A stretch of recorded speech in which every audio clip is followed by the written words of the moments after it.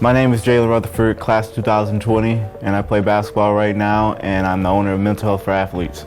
I grew up in the Genesee County area. How I got to mid was a crazy story. I was actually in Iowa at a different school. My coach decided to leave, and I was talking to Coach House on the phone, but in Iowa I didn't have great reception, so the call kept dropping like again and again and again, dropped like 3 times until we finally were able to get on the phone and have a conversation. And then I came and visited with my parents, and I came up and watched them practice and everything.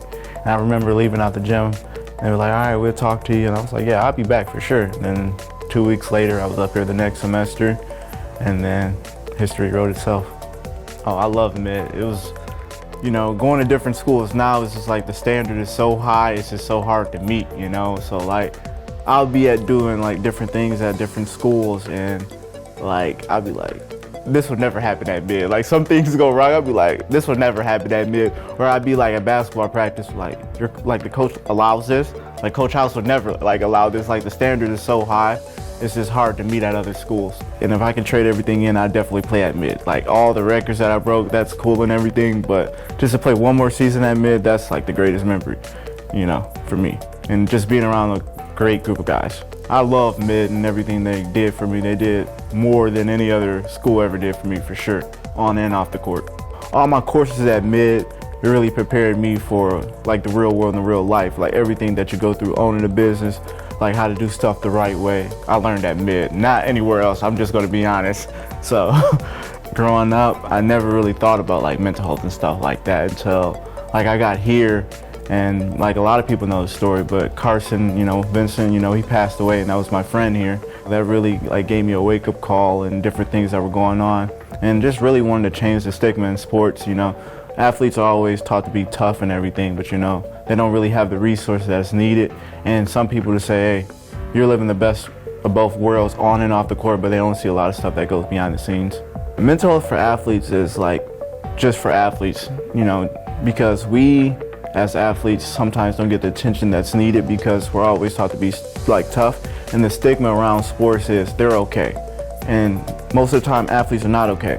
You have some athletes who don't get the playing time they want, or they get injured and they're going through it. Like, some athletes, all they have is sports, that's all they know. So when a player gets injured, how do you get them back prepared mentally? You have some athletes that you see in high school be like, that was a great athlete, but he just went down the wrong path, drinking, smoking, and different things like that. But those are his coping mechanisms.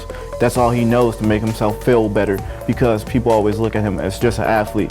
Like, when you take that jersey off, you want people to care about you. If you feel like they don't care about you, you're just gonna do everything wrong just to escape the reality that you're going through. So that's why I really want to start my company, and spread awareness, one game at a time. Through everything that we do. Like this summer at the Boys and Girls Club, I did a back to school drive, gave away backpacks, laptops, and a number of school supplies, and it felt great to see the smile on the kids' faces, knowing that I changed someone's mindset about, okay, I'm an athlete, if I need help, I can seek help. I shouldn't be ashamed. There's a lot of people that I want to thank who poured their time, blood, sweat, and tears. My family, my mom, my dad, my brothers, and my sisters who sacrificed so much for me so I can do what I want to do.